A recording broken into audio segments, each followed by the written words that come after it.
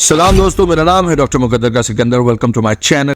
दोस्तों, अल्लाह के करम से आज से 6 एपिसोड्स की एक नई सीरीज शुरू करने जा रहा हूं, जिसमें तारीख से कुछ ऐसे वाक़यात के बारे आपको बताऊंगा जिन्होंने आज की मॉडर्न दुनिया को शेप अप किया।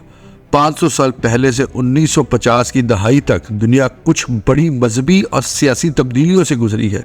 इन तब्दीलियों के हमारी दुनिया पर क्या असरात हुए, इन वाक़यात के पसे पर्दा हक़ाइक़ क्या थे और वो क्या वजूहात थी जिनकी वजह से ये तब्दीलियाँ रूनुमा हुई, इनके बारे जानना हमारे लिए बहुत ज़रूरी है। इन वाक़यात में सबसे पहले मैं आपको प्रोटेस्टेंट रिफॉर्मेशन के बारे में बताऊंगा, कैसे ईसाईयत में एक नए फ़िरके का इजाफा हुआ और रोमन कैथोलिक चर्च से प्रोटेस्टेंट चर्च अलहदा हुआ।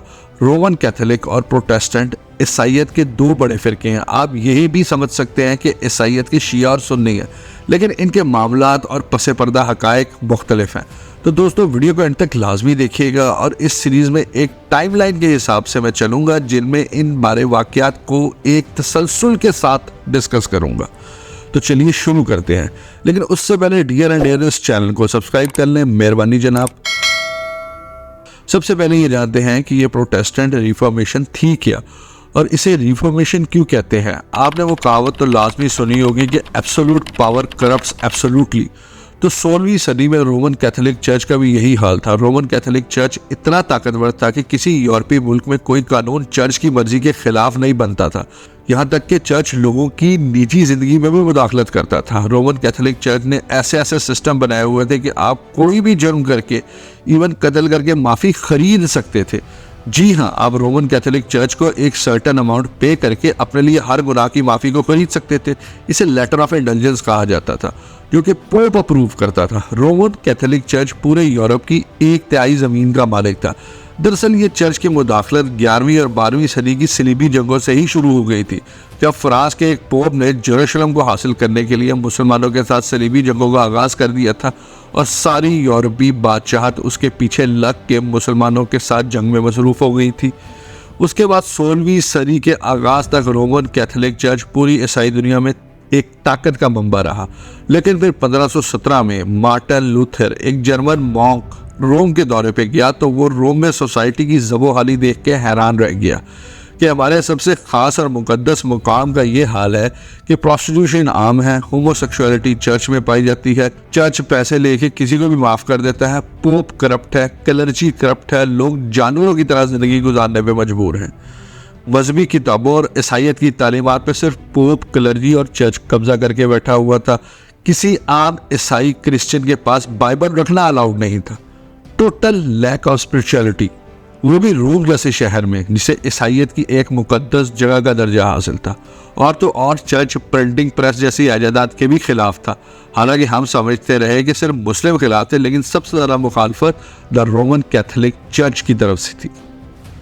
मार्टिन लूथर, जो कि एक मॉन्क और खुद थियोलॉजिस्ट था, उसने वापस जर्मनी जाके अपना एक 95 थीसिस के नाम से एक मुकाला पेश किया, जिसे the disputation on the power and efficacy of indulgence भी कहा जाता है, जिसमें मज़हब को रिफॉर्म करने की बात की गई।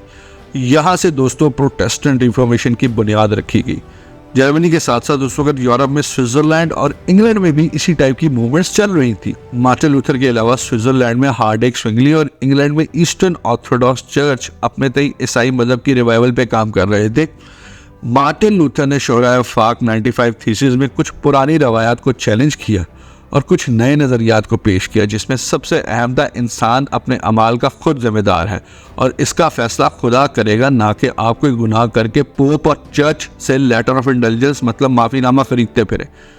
दूसरा, मार्टिन लूथर ने इंसिस्ट किया कि बाइबल ही आम ईसाई के लिए राह निजात है, सिर्फ उसी किताब पे अमल करें, ना कि किसी चर्च या पोप की बताए हुए तरीक़ों पे। ये ऐसे ही है जैसे हम आजकल कुरान और हदीस पे अमल करने के बजाय किसी भी मौलवी या मुफ्ती की बताई हुई बातों पे अमल करना शुरू कर देते हैं। मार्टिन लूथर ने प्रिंटिंग प्रेस का ही इस्तेमाल करते हुए बाइबल छपवाई, बाइबल को दूसरी ज़बानों में तर्जमा करवाया, जर्मन में, फ्रेंच में और आम लोगों में तकसीम कर दिया। इसके साथ मार्टिन लूथर ने एक कॉन्सेप्ट इंट्रोड्यूस करवाया कि हर इंसान खुद एक प्रीस्ट है, अपनी मजहबी किताबें पढ़े और ख़ुद उस पर अमल करे। प्रीस्ट मतलब पादरी होना कोई स्पेशलिटी या ख़ास चीज़ नहीं है, ये एक तरह का खुला चैलेंज था चर्च की हायरार्की को। दरअसल मार्टिन लूथर इस नज़रिए पे यकीन रखता था कि मज़हब एक पर्सनल मामला होना चाहिए और हर इंसान को अपने हालात के हिसाब से मज़हब का नॉलेज होना चाहिए। मार्टिन लूथर पोप की अथॉरिटी को भी क्रिटिसाइज करता था, खासतौर इखलाकी तबाही और माशरती डिके की वजह वो पोप को मानता था। वो समझता था कि मुख्तलिफ अदवार के पोप्स ने अपने फ़ायदों के लिए मज़हब में बहुत से नाजायज़ सैक्रामेंट शामिल कर दिए हैं। सैक्रामेंट मतलब रिचुअल्स, आम जुबान में बिद्दात। मार्टिन लूथर ने लोगों को बताना शुरू किया कि सिर्फ वो सैक्रामेंट्स उन रिचुअल्स पे अमल करें जो Jesus Christ peace be upon him ने खुद परफॉर्म किए हैं, जैसे बैप्टिज्म या यूकरिस्ट वगैरह, ना कि पोप्स के बनाए हुए जाली रिचुअल्स को फॉलो करें। इन मेन पॉइंट्स के अलावा ऐसे बहुत से पॉइंट्स थे जिन्होंने प्रोटेस्टेंट रिफॉर्मेशन का एक ग्राउंड बनाया और फिर लोग आहिस्ता आहिस्ता इसकी तरफ माइल होना शुरू हुए, जो कि फिर यूरोप में एक सिग्निफिकेंट माशरती चेंज लेके आया। चर्च ने इसकी खूब मुखालफत की, लेकिन लोग चर्च से बहुत ज़्यादा तंग आ चुके थे, इसलिए रिफॉर्मेशन के बहुत बड़े पैमाने पर नताइज बरामद हुए। एक तो इस रिफॉर्मेशन ने रिलीजियस डाइवर्सिटी मतलब मजहबी हम आंकी को फ़रोग दिया, क्योंकि रोमन कैथोलिक के अलावा और भी बहुत से छोटे छोटे ईसाई फ़िरके वजूद में तो आ चुके थे जिनके अपने रस्म रिवाज थे, लेकिन इसके साथ साथ ये रिफॉर्मेशन हॉनलाक जंगों का भी सबब बना। उस वक्त यूरोप में डिफरेंट एम्पायर्स थे, मुख्तलिफ रियासतों ने प्रोटेस्टेंट या लूथरिज्म को अडॉप्ट करना शुरू कर दिया और वो चर्च के तसल्लुत से आज़ाद हो गया। मिसाल के तौर पर grand master of Albert from Teutonic state of Poland, जिसमें पोलैंड, रशिया, लिथुआनिया जैसे मुल्क शामिल थे, ने 1525 में मार्टिन लूथर के रिफॉर्म्स को इम्प्लीमेंट कर लिया और रियासतों और अम्पायर्स ने भी ऐसा किया। जिसके बाद यूरोप में खौफनाक जंगें शुरू हो गई और ऐसी तकसीम नजर आई जिसके असरात आज तक पाए जाते हैं। सबसे मशहूर the 30 Years of War of Europe, जो कि 1618 से 1648 तक लड़ी गई, जिसमें 70 से 80 लाख लोग मारे गए। ये एक मजहबी जंग थी जिसकी डिटेल में हम फिर कभी बात करें, लेकिन इस जंग ने आज के मॉडर्न यूरोप की नेशन स्टेट्स की बुनियाद रखी। प्रोटेस्टेंट रिफॉर्मेशन ने एक और नज़रिए को भी जन्म दिया जिसने मॉडर्न सेकुलरिज्म की बुनियाद रखी, यानी कि church should have least interference in state, मतलब मजहब की रियासत के मामलात में कम से कम अमलदारी। इसी नज़रिए में फिर अमेरिका जैसे मुल्क में मॉडर्न सेकुलर रियासत को कायम किया गया। प्रोटेस्टेंट रिफॉर्म्स की बहुत सी बातों से लोगों ने पूरी तरह एग्री नहीं किया, इसी वजह से इस फ़िरके में भी बहुत से मुख्तलिफ फ़िरके या स्कूल ऑफ थॉट्स बनना शुरू हो गए, जैसे बैप्टिस्ट, क्वैकर्स, प्योरिटन्स, प्रेस्बिटेरियंस और मेथडिस्ट जैसे स्कूल ऑफ थॉट्स पॉपुलर होना शुरू हो गए, जबकि प्रोटेस्टेंट अपने आप को लुथेरन कहते थे। ईसाईयत की ये दो फ़िरके ऐसे ही हैं जैसे हम शिया और सुन्नी, लेकिन दोनों तरफ वजूहात मुख्तलिफ हैं। हमारी ये तकसीम शुरू से कायम हो गई थी और कम से कम हमारी तारीख इतनी हौलनाक और इतनी खूनरेज नहीं है, जबकि ईसाईयत के फ़िरके में तकसीम मेन वजह चर्च का ज़ालिमाना रवैया बना। इसी बात से अंदाज़ा लगाएं कि उस वक्त यूरोप के किसी कोने में आपको तलाक तक लेने के लिए भी चर्च की इजाज़त देनी होती। किंग हेनरी 8 ऑफ इंग्लैंड को चर्च ने तलाक देने से मना कर दिया था, तो उसने चर्च ऑफ इंग्लैंड के मेन पादरी को हटा के चर्च को अपने कंट्रोल में ले लिया था और यहाँ से एंग्लिकन चर्च ऑफ इंग्लैंड की बुनियाद पड़ी, लेकिन ये मैं किसी और वीडियो में आपको बताऊंगा।